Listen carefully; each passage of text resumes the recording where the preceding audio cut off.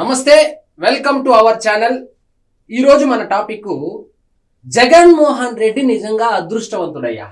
ఎందుకంటే జగన్మోహన్ రెడ్డి కుక్కని తీసుకొని వచ్చి ఇది నక్క అని చెప్తే కూడా జగనన్న చెప్పినాడు ఇది కుక్క కాదు నక్క అని నమ్మేటువంటి క్యాడరు, దాన్ని నమ్మి ఇంకా సోషల్ మీడియాలో పబ్లిసిటీ చేసే క్యాడర్ ఉండడం నిజంగా జగన్మోహన్ రెడ్డి గారికి దేవుడిచ్చిన వరం అని చెప్పుకోవచ్చు.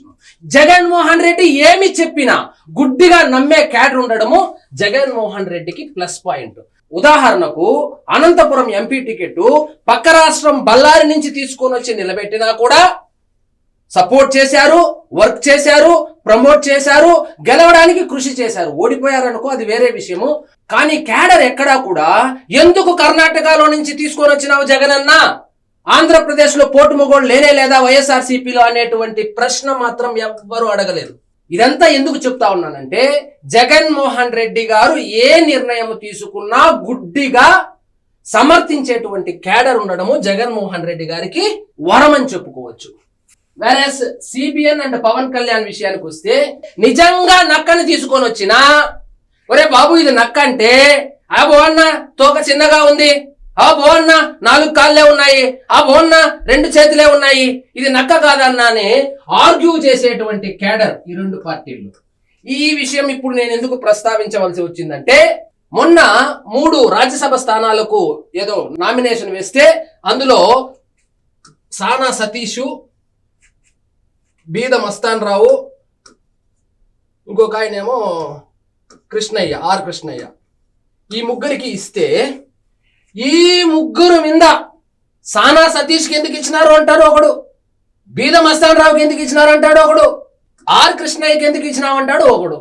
జనసేన విషయానికి వస్తే సానా సతీష్కి ఎందుకు ఇచ్చారు, ఆయన మీద ఏదో ఆరోపణలు వచ్చింది, సాక్షాత్తు ఆంధ్రజ్యోతి పేపర్లోనే వచ్చింది కదా, మరి ఎందుకు ఇచ్చారు అంటారు. వాస్తవంగా ఈ 3 రాజ్యసభ స్థానాలు ఏవైతే ఉందో అది నేచురల్ గా వచ్చింది కాదు, కేవలము జగన్మోహన్ రెడ్డిని దెబ్బ కొట్టడానికి, జగన్మోహన్ రెడ్డిని అస్థిరపరచడానికి, జగన్మోహన్ రెడ్డిని సెంట్రల్ కేంద్రం దృష్టిలో పలచన చేయడానికి వేసిన ఎత్తుగడలో భాగంగా ఈ 3 స్థానాలు ఖాళీ అవ్వడము, దానిలో భాగంగా ఈ అడ్జస్ట్మెంట్లలో వీళ్ళ ముగ్గురికి రావడం జరిగింది.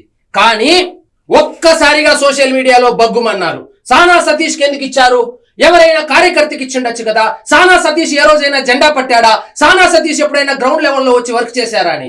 సానా సతీష్ ఏమి చేశాడు అన్న విషయం చంద్రబాబు నాయుడు గారికి తెలుసు, నారా లోకేష్ కు తెలుసు కాబట్టే ఇచ్చారు.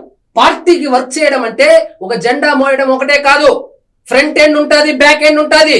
సానా సతీష్ గత ఎన్నికల్లో కూటమి అభ్యర్థులకు మద్దతు ఏ విధంగానైనా కావచ్చు, అర్ధబలము అంగబలము కూడా సపోర్ట్ చేసి ఉండొచ్చు కదా, చేసినాడు కాబట్టే గుర్తించి ఇస్తే దానికి 196 ప్రశ్నలు వేశారు. ఇక బీద మస్తాన్ రావు విషయానికి వస్తే ముందుగా మాట్లాడుకున్నటువంటి టర్మ్స్ అండ్ కండిషన్ లో భాగంగా ఆయనకి ఇచ్చారు. ఇక ఆర్ కృష్ణయ్య విషయానికి వస్తే అది బీజేపీ సీట్ కావాలని కోరుకునింది.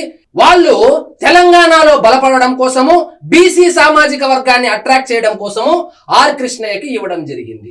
ఒక వ్యక్తికి ఒక పదవి వస్తుంది అంటే దాని వెనకాల చాలా బ్యాక్గ్రౌండ్ ఉంటుంది. ఆ బ్యాక్గ్రౌండ్ తెలుసుకోకుండా ఈయన జెండా మోయలేదు, ఈయన పార్టీకి సపోర్ట్ చేయలేదు, ఈయన మీద కేసులు లేవు, ఈయన ఎప్పుడు గ్రౌండ్ లెవెల్లో వర్క్ చేయలేదు అనేటువంటి అర్థం పర్థం లేని విశ్లేషణలు చేస్తూ సోషల్ మీడియా మొత్తం బగ్గుమంది. ఆంధ్రప్రదేశ్కు వచ్చినటువంటి దౌర్భాగ్యం ఏమిటంటే ఆంధ్రప్రదేశ్ లో జనాభా కన్నా రాజకీయ విశ్లేషకులు ఎక్కువ అయిపోయారు కాబట్టి కనీసం రాజధాని కూడా లేకుండా అయిపోవడము, జగన్మోహన్ రెడ్డి లాంటి వాళ్ళు ముఖ్యమంత్రి అవ్వడం జరుగుతా ఉంది. ప్రతి ఒక్కడు రాజకీయ విశ్లేషకుడే. ఆయనకి ఎందుకు ఇచ్చారు, ఈయనకి ఎందుకు ఇచ్చారు, ఆయనకి ఇచ్చిండొచ్చు కదా, దేవినేని ఉమాకి ఇచ్చిండొచ్చు కదా. దేవినేని ఉమాకు ఎప్పుడు ఏమి ఇవ్వాలో చంద్రబాబు నాయుడుకి తెలియదా? మీరు చెప్తున్నటువంటి ఇంక కొన్ని పేర్లు వాళ్లకు ఎప్పుడు ఏమి పదవి ఇవ్వాలనేది చంద్రబాబు నాయుడుకి తెలియదా? తెలియకుండానే 45 సంవత్సరాల రాజకీయం చేస్తున్నాడా? ఇది ఒక విషయం అయితే, ఇక అసలు విషయం నాగబాబుకు మంత్రి పదవి ఇవ్వడం. నాగబాబు 2007 నుంచే ప్రత్యక్ష రాజకీయాల్లో చిరంజీవి గారితో పాటు పార్టీ పెట్టక 2 సంవత్సరాల ముందు నుంచే జిల్లాల వారీగా తిరిగి అభిమానులందరినీ ఏకం చేసి అప్పటి నుంచే రాజకీయాల్లో ఉన్నారు. ఆయన దురదృష్టమో ఏమో ఎప్పుడు కానీ పదవి వరించలేదు. ఆయన అదృష్టమో లేదా ఆయన చేసిన పనికి గుర్తింపు వచ్చిందో ఇప్పుడు వచ్చింది. నాగబాబుకి ఏం తక్కువ? నాగబాబు కన్నా సీనియర్ జన సైనికుడు ఉన్నాడా? ఆర్థికంగా కూడా చాలా సార్లు పార్టీని ఆదుకున్నటువంటి మనిషి. అలాంటి మనిషికి పదవి రావడం అనేది ఆ పదవికే అలంకరణ. అతని ట్రాక్ రికార్డ్ ఏమి? అతనేమి అవినీతి పరుడు కాదు. ఇప్పుడు కొత్తగా పదవి వచ్చిన తర్వాత ఏదైనా అవినీతికి పాల్పడతాడంటే నేనైతే అనుకోవడం లేదు. నాగబాబుకు మంత్రి పదవి ఇవ్వడాన్ని కొంతమంది తెలుగుదేశం కార్యకర్తలు జీర్ణించుకోలేకపోతున్నారు. నాగబాబుకు మంత్రి పదవి ఇచ్చింది చంద్రబాబు నాయుడు, పదవి ఇచ్చింది చంద్రబాబు నాయుడిని పక్కన పెట్టి పవన్ కళ్యాణ్ ని జనసేన పార్టీని దుయ్యబెడతా అన్నారు. ఏమంటున్నారంటే 4 మంత్రిత్వ శాఖలు తీసుకున్నారు, 4లో 3 కాపులు, బీసీలకు ఇచ్చి ఉండవచ్చు కదా అనేది క్వశ్చన్ మార్కు. బీసీలకు ఇవ్వాలనా, కాపులకు ఇవ్వాలనా, ఎస్సీలకు ఇవ్వాలనా, ఎస్టీలకు ఇవ్వాలనేది అధిష్టాన నిర్ణయం. అది మీరు పవన్ కళ్యాణ్ తీసుకున్నటువంటి 21 సీట్లలో ఒకసారి గమనిస్తే ఎస్సీలున్నారు, ఎస్టీలున్నారు, బీసీలున్నారు, రాజులున్నారు, బ్రాహ్మణురాలు కూడా ఉంది. బ్రాహ్మణులకు కూడా టికెట్ ఇచ్చాడు, కాపులకు ఇచ్చాడు, కమ్మ సామాజిక వర్గానికి కూడా ఇచ్చాడు కదా. అప్పుడు ఎవరు మాట్లాడలేదే? ఇప్పుడే వచ్చింది. వాస్తవంగా కాపులకు ఇంకా 4 మంత్రి పదవులు ఇచ్చినా కూడా తప్పే లేదు. ఎందుకంటే ఈసారి కూటమి అంత భారీ మెజారిటీతో గెలవడానికి కారణము 100% కాపులున్న ఏరియాలో గంప గుత్తుగా కూటమికి వేయడమే అనే విషయాన్ని మర్చిపోతే ఎలా? మీరు శ్రీకాకుళం నుంచి చిత్తూరు వరకు తీసుకుంటే కాపు సామాజిక వర్గము లేదా బలిజ సామాజిక వర్గం 20 నుంచి 25 వేల ఓటింగ్ ఉన్న ప్రతి సీట్లోనూ గెలిచింది. వాళ్ళు లేకపోతే గెలవరు కదా. కూటమి ప్రభుత్వము ఎప్పుడు అధికారంలోకి రావాలన్నా కాపు సామాజిక వర్గము 100% మద్దతు ఇస్తేనే అవుతుంది.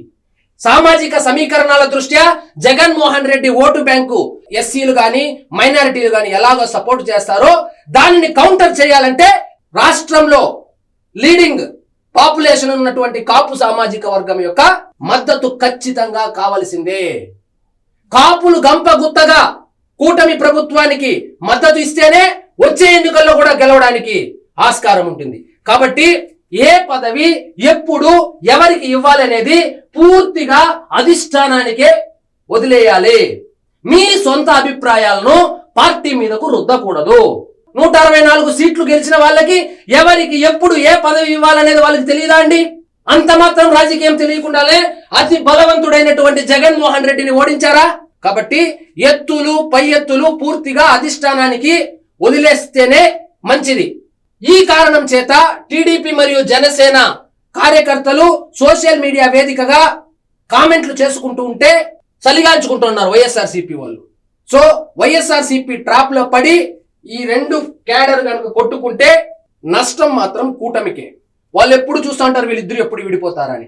జగన్మోహన్ రెడ్డి గెలవాలి అంటే మొదటగా ఆయన చేసే పని ఈ 2 పార్టీలకు మధ్య పుల్లలు పెట్టడం.